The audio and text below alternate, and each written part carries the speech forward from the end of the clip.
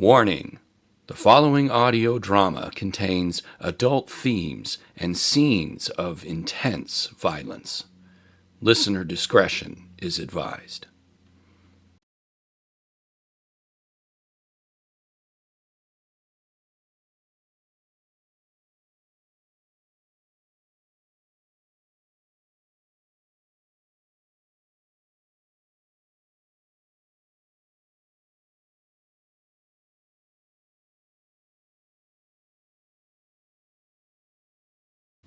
Previously. I got from one of their mines where they are hiding the library. I mean to burn it. Do it. Do it. However you found your way here, we will take it from you. Do you not see that such wisdom only exists by virtue of the infinite expressing itself in the multiplicity of all life? One cannot be divided against itself. Tell the goddamn witch!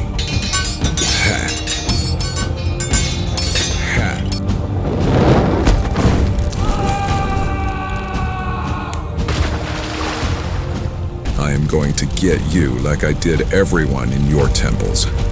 Your wife and your friar friend.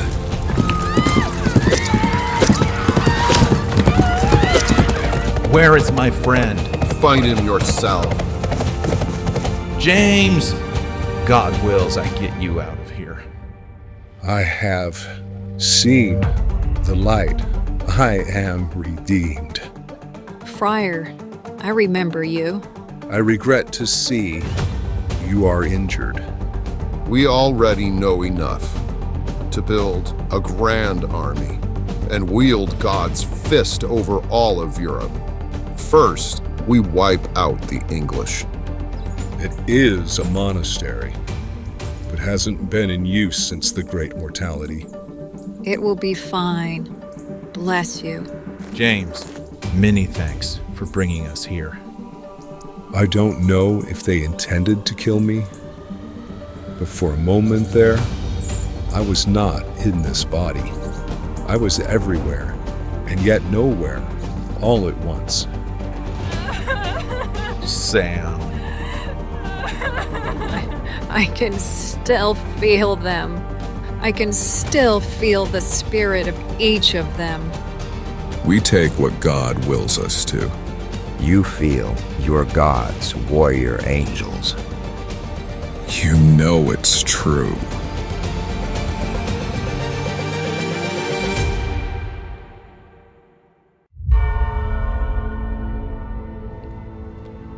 Eye of the Beholders. Episode 11.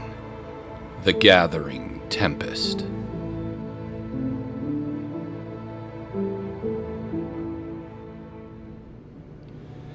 Aaron intently kept watch on Samantha's face as he carefully unwrapped her left hand. She was doing her absolute best to remain poised, strong. Again, once the wrapping was pulled away, it was hard to fathom that she was only seeing her last 3 fingers. She could swear the sensation of her thumb and forefinger still resonated, that they were there, but alas, all that remained in their place was a strange, hollowed-out silhouette. A palm that now tapered into just the pinky, ring, and middle finger, stark against the gauzy remains of bandages. The skin at the edge of the loss was smooth in some places, jagged in others, where healing had yet to finish its slow work. Without her thumb to counterbalance, her remaining fingers curled inward slightly, an unconscious attempt to grasp something that was no longer there. Slowly, she managed to clutch the handle of a spoon, but was struggling to balance it. She dipped it into a bowl of soup. Then, agonizingly, lifted it back to her lips.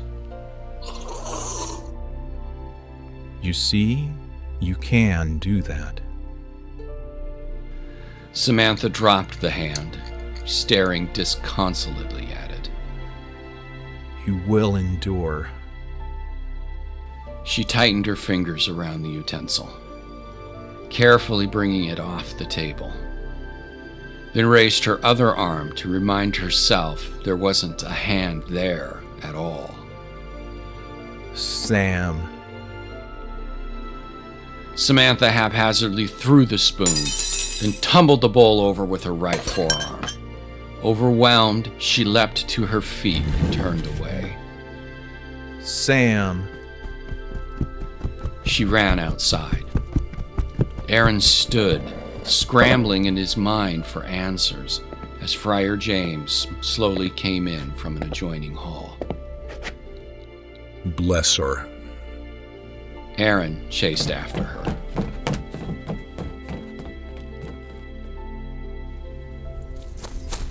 Samantha stopped at the edge of the overgrown garden and fell onto her rear. She struggled with her ruined limbs to position her legs for meditation, the sea of emotions drowning her. Aaron gingerly approached. What am I going to do? Aaron sat beside her. Honor everything that you are, not what you have lost. In many lifetimes, I have been a warrior. Any sort of weapon one can carry. I've learned how each felt within the palm. How just a tiny movement of one finger could position a blade so perfect in the grasp. But now, You know as well as I, from where we come, you are much more than that vision of yourself. am I? Would I endure if common bandits were to intrude into this very moment? She leaned into him. Aaron compassionately embraced her, kissing her head. Yes, you would. Because people, even warriors, are more than their hands.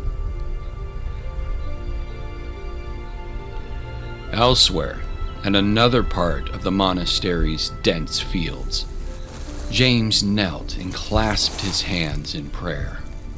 He stared up into the brightness of the sun, taking the intensity of the light as long as he could, then squinted, his eyes closed and coiled into his knees.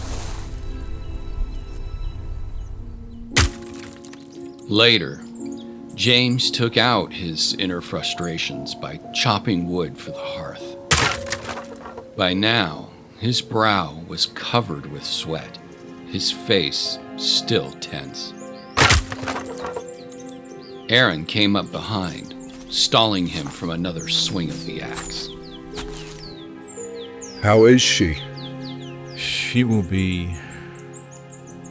I will pray for her. I am sorry if what I said... Such a similar encounter to my own brought one to change his name from Saul to Paul. And it was through he that we could say Christendom was truly born. And not the words of Christ? He is the true vine. But Paul brought water to the desert of other men's souls. It took his traveling, his preaching, but most of all, his change of self, without which, what church would remain today? The light of Christ transformed him on the road to Damascus, took away the darkness which he didn't realize he even was, and turned him into soil for the vine's growth. He changed into that which had always been within him. James pondered his point, then turned with another swing. Every living tree must eventually grow its leaves after the winter thaw. In some cases, in new directions in accord with the light, looking toward the sun. James paused. He positioned another stump, but Aaron stopped him from hoisting the blade. It is my turn to nourish you now. Come inside while the food is still warm. James smiled, then nodded.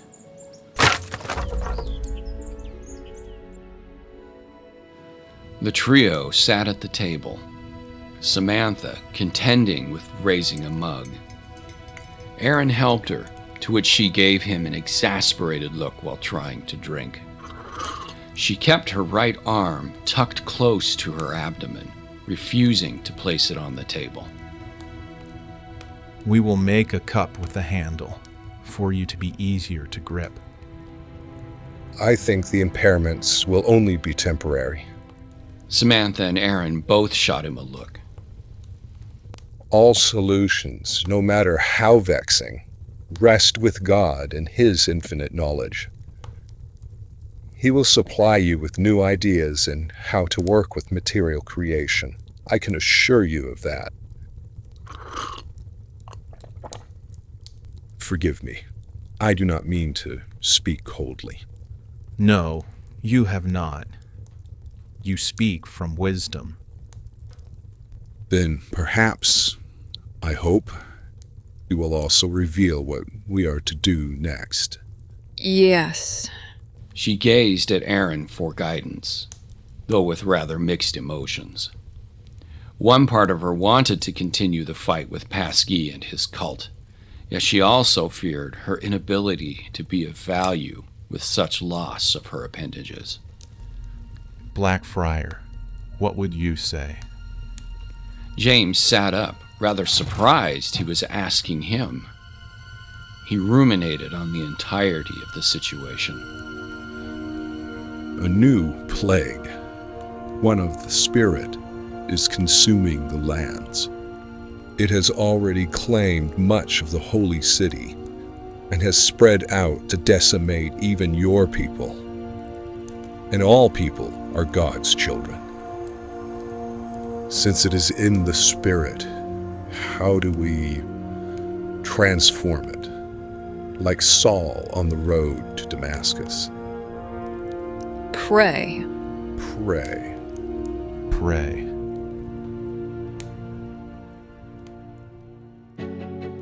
And each, in their own way, did exactly that.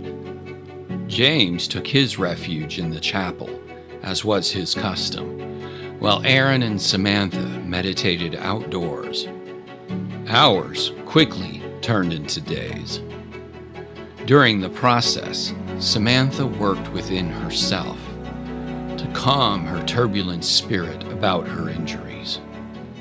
Between meditation sessions, she tried patiently to find new ways to handle the cup and food utensils. To help her out, James and Aaron together fashioned and fired a new mug with a handle she could more easily manage and balance. Then Aaron joined James in the chapel. He meditated beside him while James sat silently in deep prayer. A little while later, James felt compelled to leave the sanctuary behind, and instead sat down in the grass of the field, crossed his legs and closed his eyes, looking more like he was meditating rather than praying.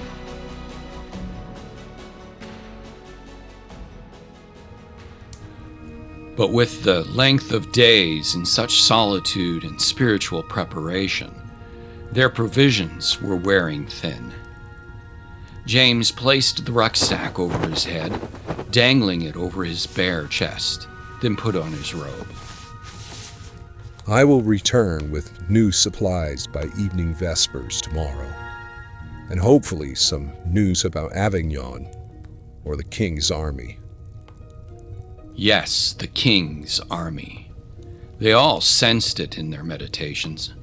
Something was happening. Something they all knew was at the behest of Pasquier. Samantha, with her good hand, adjusted his robe and kissed his cheek. Blessed be your light. Thank you. Ride safe. God be with you both. With that, he left them to take to his horse and rode away.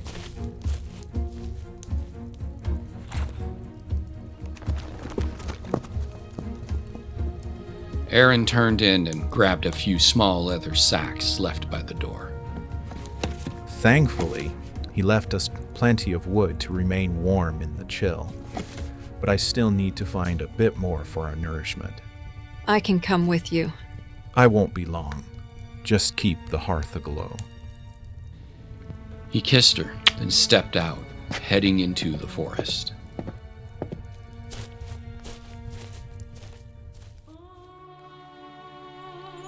He went deep into the timberland, losing all track of time as the sun swung around the trees. Nevertheless, his expedition was successful, as he found several berry bushes and edible plants for the coming days.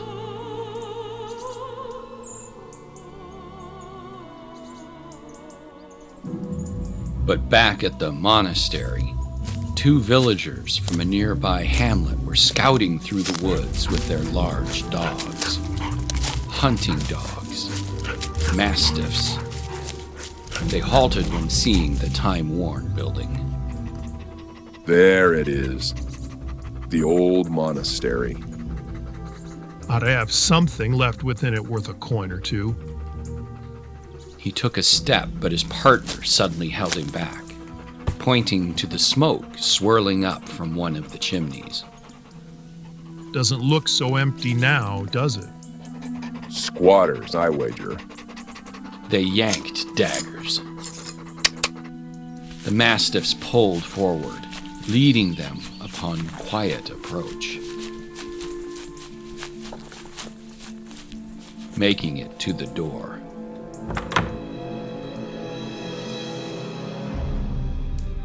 The hearth was still burning bright as they sneaked in, but no sign of anyone.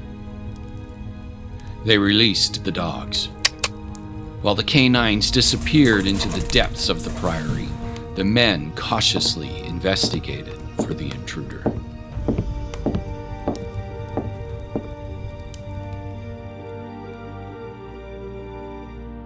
Meanwhile, rather frightened, Samantha hustled down the hall leading to the personal sleeping cells. She hid inside one of the small chambers, planting her back against the wall at the side of the door. Her mind raced, trying to fathom what she could possibly do, then gaped at her ruined appendages, acknowledging them as a dreadful disability. One of the mastiffs was hot on her trail, its nose firmly to the floor, trotting intently down the hallway toward the cells. Samantha crouched, her eyes closed in preparation. She had at last managed her breath and her emotions, her Muein training overcoming her fear.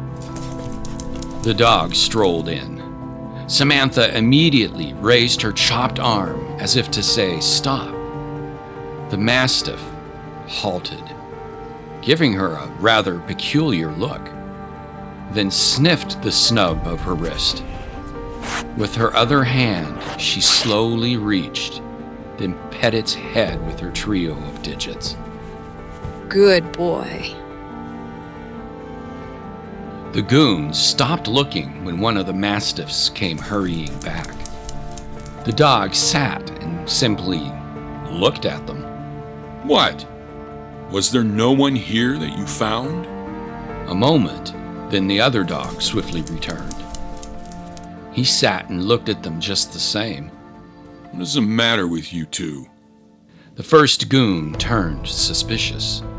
He drew up his dagger and went into the mess hall. His buddy followed. The mastiffs kept seated and didn't follow them. The duo of peasant intruders stalked through the dining area, then went into the hallways leading into the private sleeping cells. They peeked into the first cell. No one. Second cell. No one. Third cell. Samantha, seated near the back wall, eyes closed in meditation. At the same moment, Aaron was racing through the woods, knowing something was happening back at the monastery.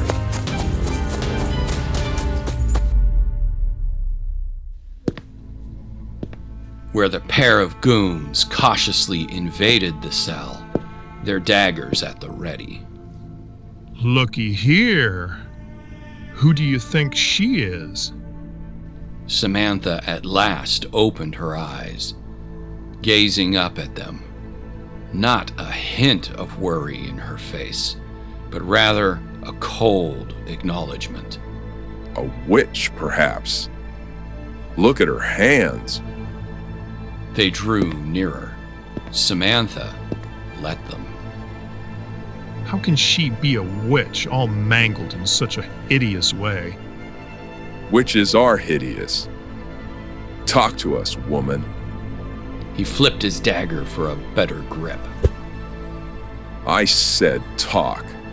Or did they also cut your tongue out? He pounced. Samantha rolled away, completely evading him. She suddenly jumped on one foot, staying low, and kicked his partner's legs out from under him with her other heel. As he went down, Samantha leaped, roundhouse kicking the first goon's dagger out of his hand. He backed away. Then Samantha flipped, landing backward in front of him, and elbowed him hard in the sternum, falling him onto his rear. The second goon climbed back to his feet. Samantha rushed him. He swiped his blade erratically, but she easily avoided every thrust. Then she tossed her arms into the mix, no hand use needed. Distracted by her stumps, she scrunched his foot with her own. Then she took a step back, leaped, and kicked him unconscious. The first man retreated. Like lightning, Samantha jumped, landing upon his throat. She clenched her legs together, choking him and sending him to the floor. Before he could get back up, she slammed her foot onto his chest, keeping him pinned. She whistled. Within seconds, the mastiffs raced in. A witch doesn't necessarily need hands to perform magic. Sam! I'm in here! Aaron rushed in and was shocked to see her in total control of the intruders. A pair of unwanted guests. But at least they came with nice dogs. I see. His eyes lit up and he gave her a proud smile. Then he helped the first goon stand, knowing he was too beaten to fight. Aaron shoved him toward his partner. You may go. Both men gathered themselves, ruined and emasculated. But you will speak of us to no one, or I will find you in your beds, in the moonlight, and castrate you with a single finger. She taunted them with her pinky. The goons gawked, terrified. And I will impregnate your women with my demon seed. The men trembled. Aaron and Samantha stepped aside, giving them room to race out. The dogs didn't follow, awaiting their instructions from Samantha. Very well. Go.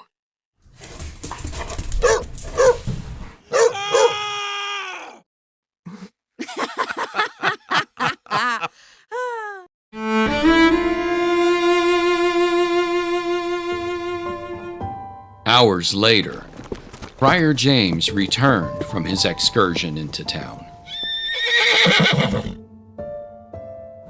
When he went inside, he was met by the shocking sight of Aaron knocking Samantha onto the floor. She looked up, blood on her lips. Aaron offered a hand to help her back to her feet. You were nearly there. Samantha took his palm.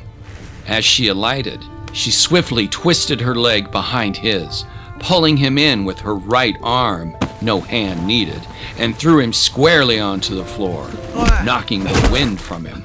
Then she planted her arm across his throat. Wrong. I think I clearly hit the mark. It was then that they both saw James staring at them.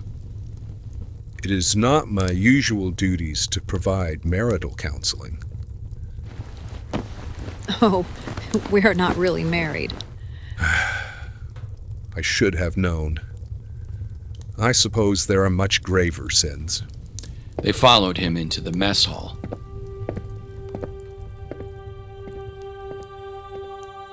Where he unloaded the rucksack filled with food and supplies. I stayed some moments with the parish priest. He told me his bishop heard the Pope was sending a special legate to the English crown to propose peace. That would be welcome. Most assuredly, if there wasn't such poison infecting the Holy See. It was at that moment when one of the Pasquier twins was boarding a vessel, bound for England. The bishop said he didn't know who was being sent on the Pope's behalf.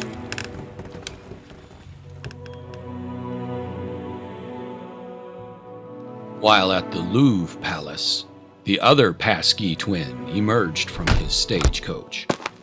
He stiffened with discomfort, his back clearly hurting. Royal escorts welcomed him. Greetings, Your Eminence. His Majesty is most ready to receive you. I wish to be in his presence at once. The escorts hurried to lead him inside, but Pasquier lagged, wincing from his injury. Not so fast. The escorts glanced at each other, then shrugged.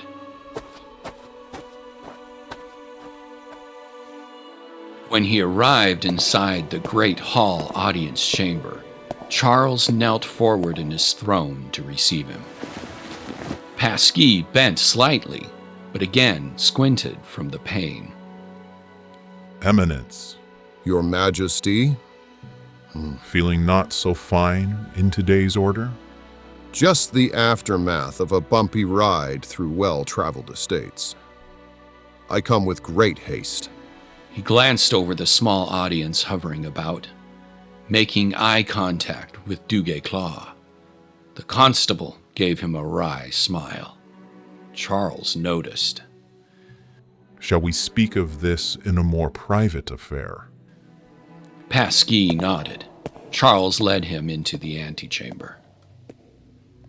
The news Pasquier delivered left the monarch uneasy.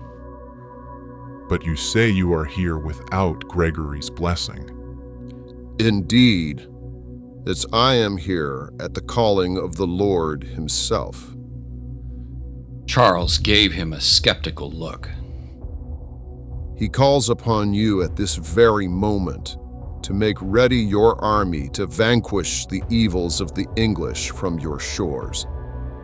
He guarantees your triumph and offers you the island kingdom in return. God grants me the seat of England, in addition to what I already possess. Her crown and its people, to do with as you may please. Charles turned away. None of this felt right. But I have heard Pope Gregory has sent a legate to broker peace with the English. If I amass an army now, I promise you will find no such peace with the Anglos. They are barbarians, and you know it. Charles paused, then stepped away to look out a window onto his spectacular garden estate. The Pope is supposed to be God's word on earth. How is it the Lord instead talks to you and not him? If you wish to wait, may I recommend you keep watch on the channel and already occupied territories. You will see the Pope's emissary will fail, and the English devil come at you with renewed ranks. We shall see. He headed back for the throne room. Pasquier followed, not at all worried, though he did squint from the pain at his backside. As you wish, Your Grace. Though I might also suggest having your constable remain at the ready. Always. As Charles returned to his court, Pasquier smiled, more to himself, the plan unfolding perfectly. King Charles took his seat while Pasquier strode away. The cardinal gave a slight nod to Diabolical direction as he sauntered by. The constable reciprocated, though Charles failed to see it. My constable of France. Hither. Diabolical walked forward. Charles motioned for him to lean in and speak quietly with him. Pasquier left the hall, prideful. He didn't care to look at Renier and Pierre passing by with an entourage of troops, though the knights did afford him a quick but surreptitious glance.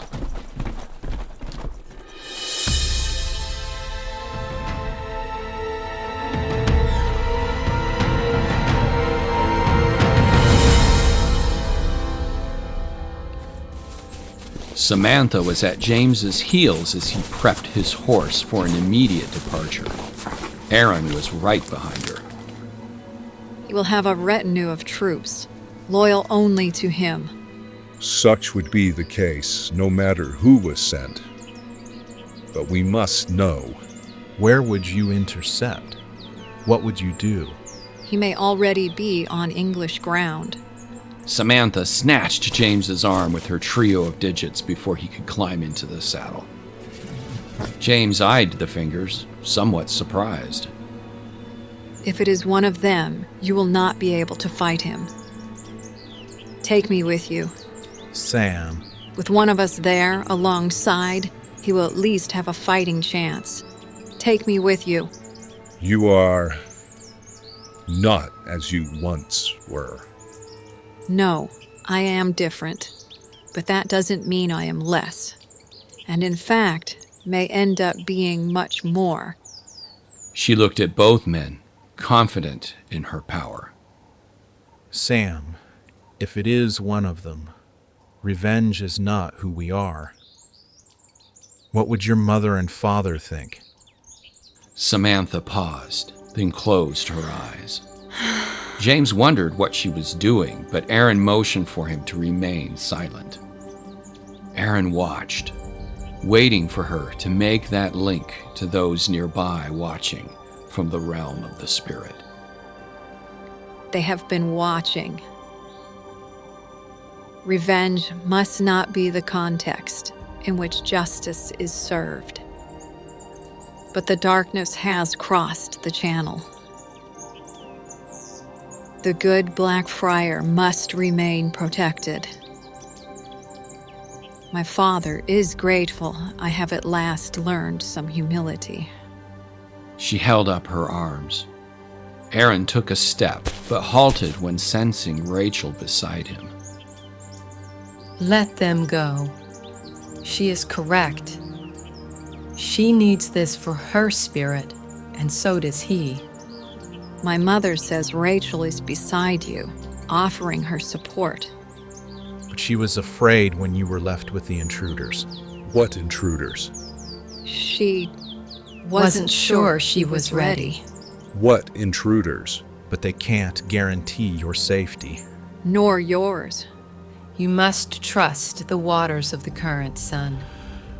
Samantha went to Aaron, then placed her forehead to his. Promise me, You will send your thoughts to me often. You must do the same. I love you. My soul blends only with yours. Impatient, Friar James quickly motioned a cross over them. I now pronounce you husband and wife. Now, what intruders?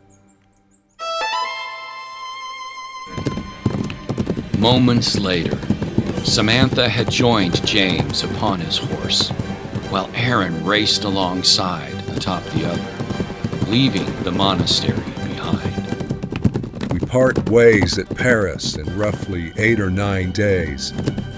Samantha glanced at Aaron, wondering if he would be all right on his own. Aaron noticed that the sparkle in his eyes suggested he was up to the challenge. 8 days later, they were at the shores of the Seine, gazing at the walled city of Paris in the distance. The Louvre Palace is that way, beyond the main portion of the city. But you're not sure if that is where to go.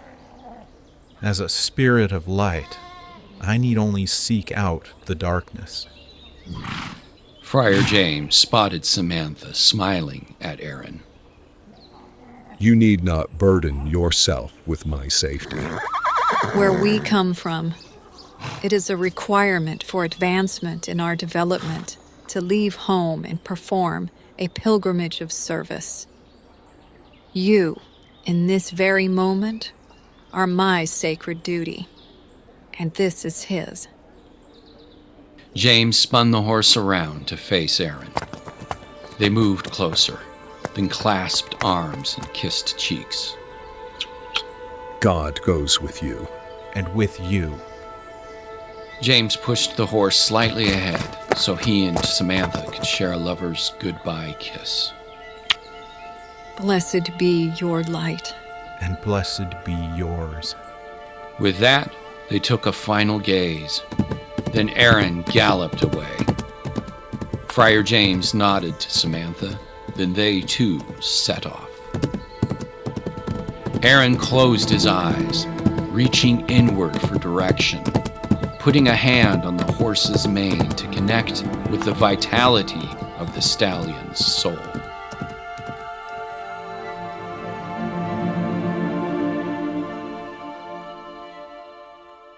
Hours later, he found himself on the pathway leading to Pasquier's Paris villa. He watched the home, unsure of what it represented.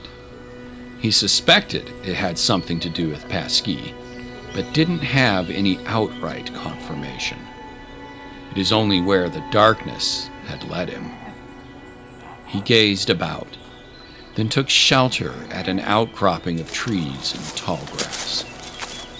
He placed a hand on the horse's muzzle, then carefully blended his consciousness with the steed's. I need you to be my eyes.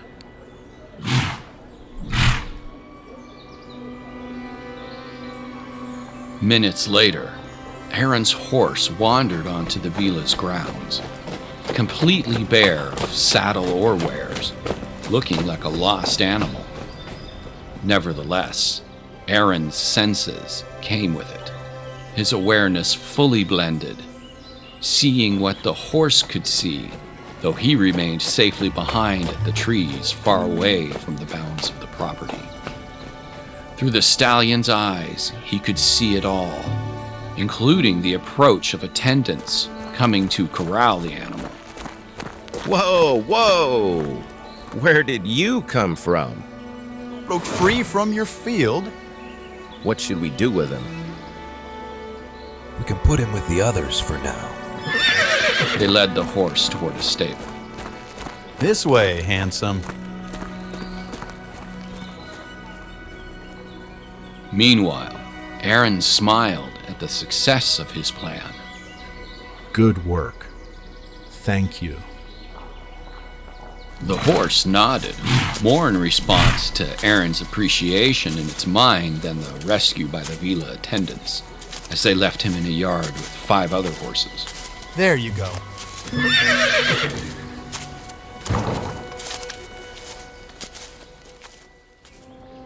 Meanwhile, Aaron remained at the secluded tree in meditation.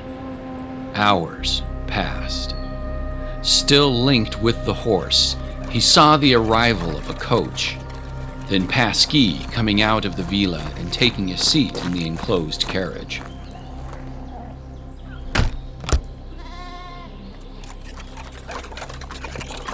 He watched as the carriage took to the main road, far off from where he was sitting.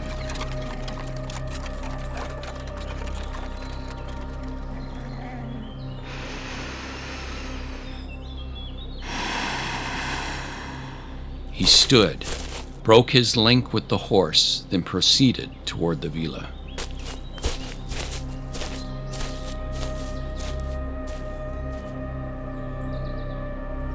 He stayed along the perimeter, reconnoitering, reaching a back door. Unfortunately, it was locked. Instead, he put his hand on the ground, closed his eyes, then slowly followed where his senses led. An underground entrance, the cellar.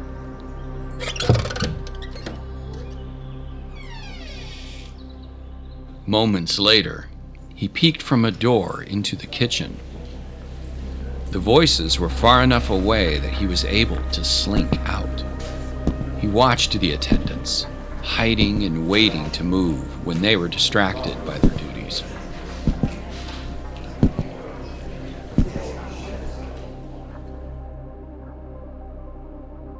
Eventually, he made it to Pasquier's bedroom. It was a mid-sized chamber with an upper floor balcony. He spied a basin on a tabletop with a crumpled towel beside, revealing its recent use. He touched it, but looked around for something more. He looked inside drawers, finding a large, old, tattered and dusty Bible. He opened the cover and saw the unmistakable drawing of a family tree on the first page. He ran his fingers across the branches until he came to the branch clearly showing the twins, 2 brothers and 3 sisters. All of them, except the twins and 1 brother, had an X drawn over them, clearly deceased, most likely as a result of the great mortality from the 1340s. He closed the book, then sat in a corner of the room.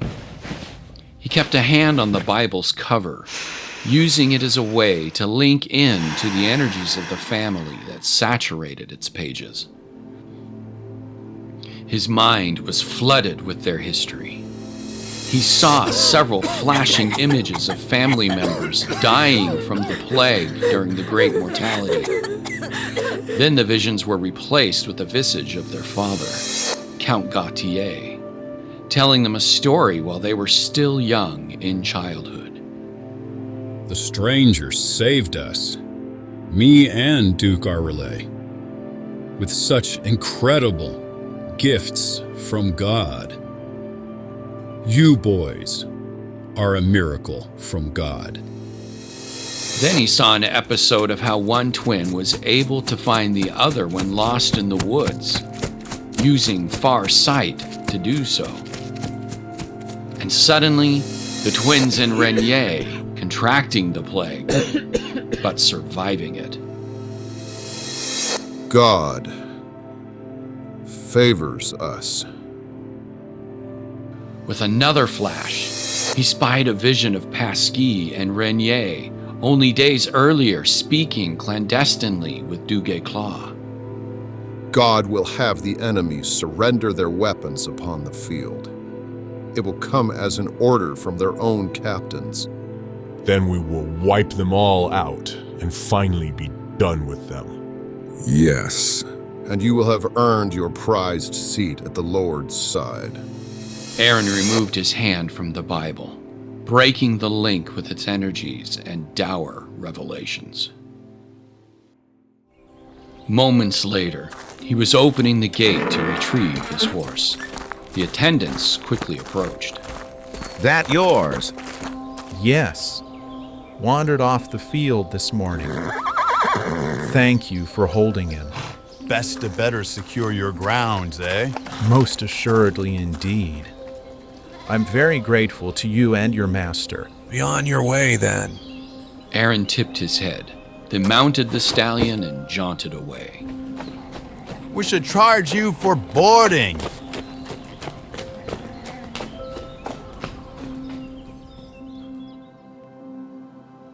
By evening, he had ridden into a suburb of Paris.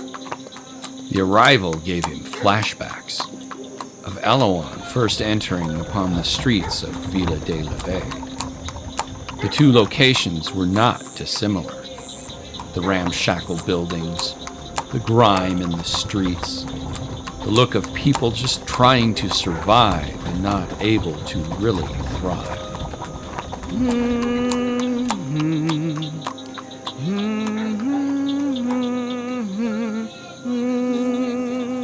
He found an inn.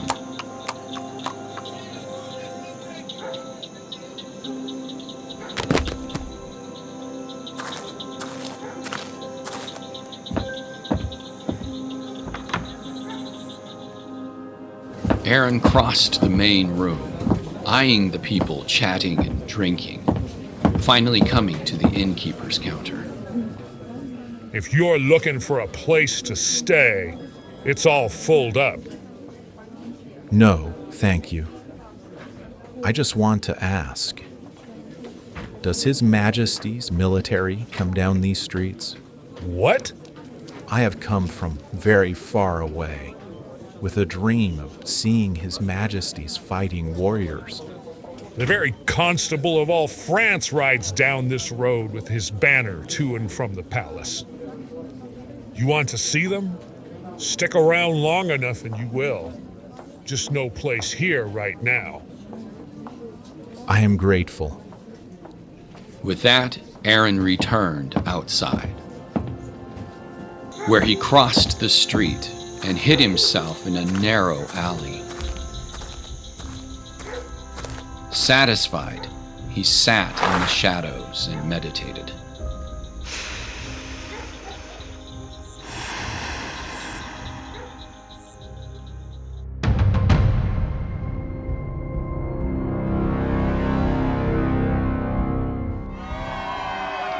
Later the following day, the cheering of citizens roused him. He came to the edge of the street, witnessing Duguay-Claude leading his regiment. The constable waved to his supporters, though not once did he crack a smile. A very stern gentleman indeed. Aaron closed his eyes and expanded his consciousness, moving into Duguay-Claude's own horse. Within moments, he was seeing out its eyes, which led him to the constable's private villa, among acres of vineyards, crops, and servants working the land. Aaron stayed his horse a good distance away so he could spy.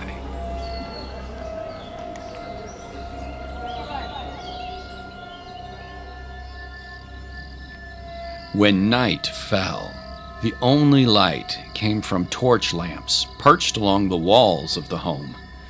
Fortunately, Aaron's heightened senses gave him all the insight he needed to find his way across the fields and inside.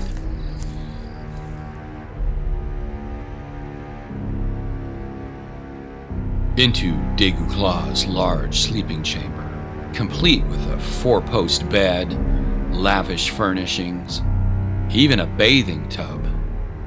He remained in the shadows, waiting. Before long, he heard the constable arriving with his wife in the outer hall.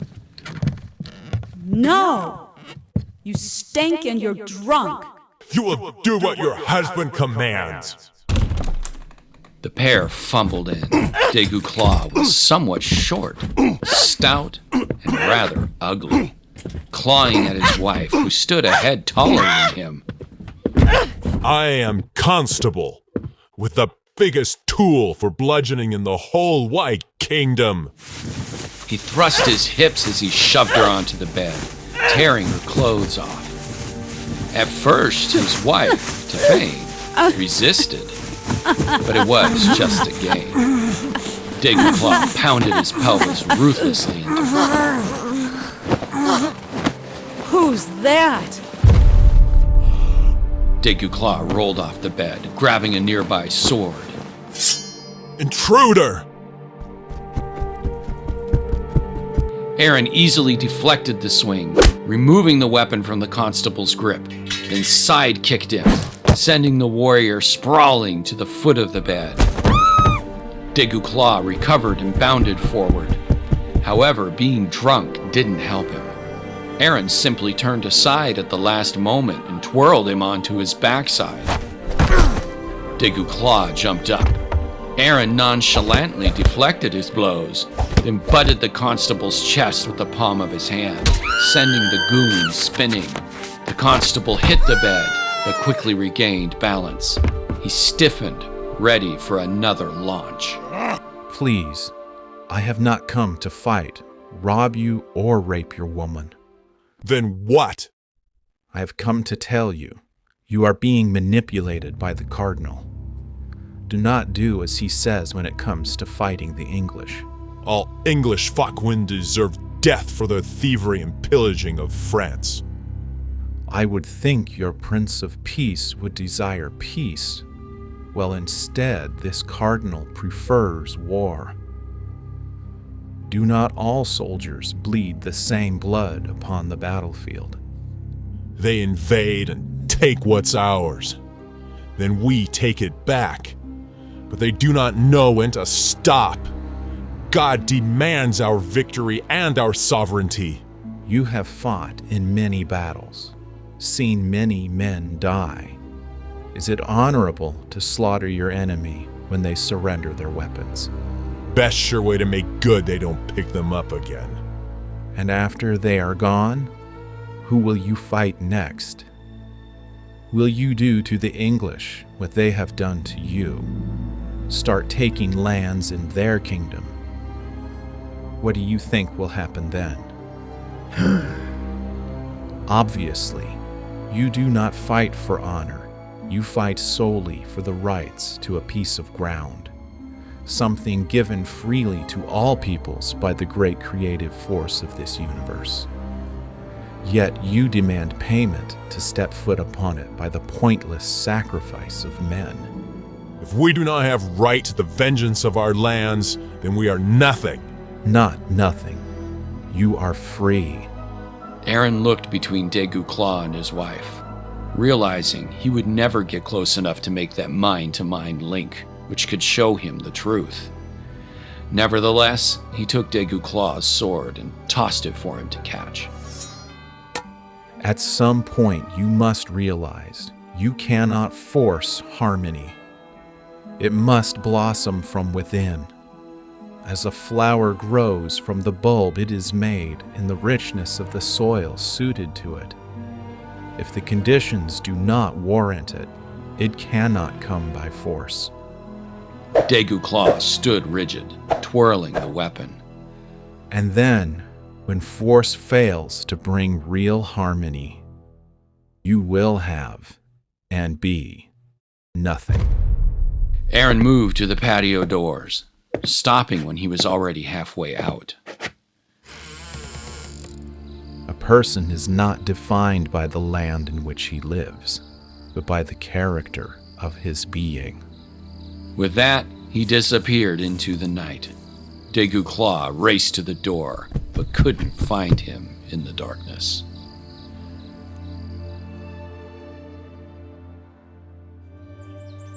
When morning came at Pasquier's Paris villa, the cardinal took seat inside the carriage, ready for a trip back into the city. The carriage was pulled by a pair of horses with a single driver perched atop. He was whisked down the main road, which was flanked by a row of grand, gorgeous trees. Suddenly, Aaron stepped out. Whoa! Whoa! Inside the carriage, Pasquier grimaced as his back hit the seat from the sudden stop. Ah! Then he heard the scuffle outside. Guillaume? What is going on out there? He opened the door. Halfway, he found himself tossed onto the ground.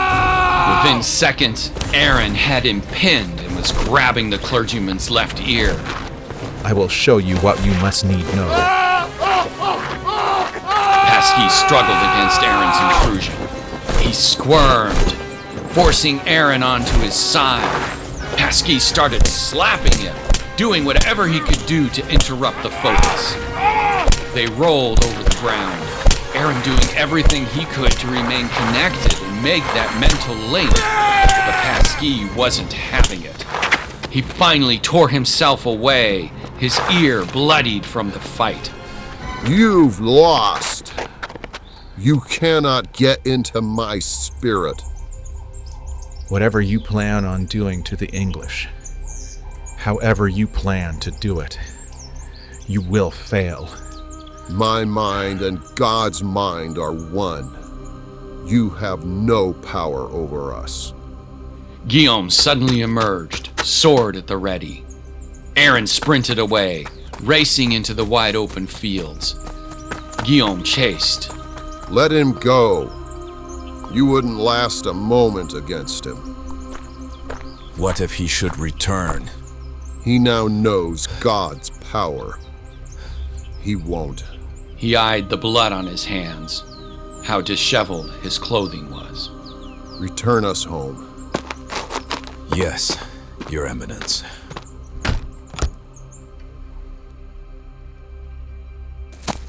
Aaron ran until he was out of breath. He found a place to hide, then plopped down to meditate.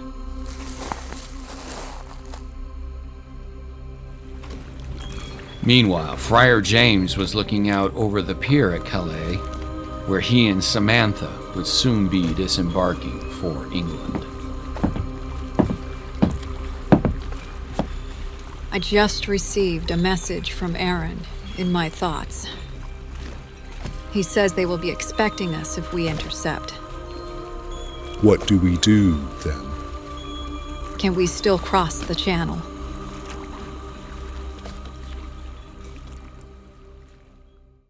Next time on the season finale. With all this turn the other cheek sermonizing, and the cardinal's influence over the king and his military captains, it's going to be an outright slaughter. Show your worthiness to God. Peace will be granted this day if we do not dirty the field with French blood.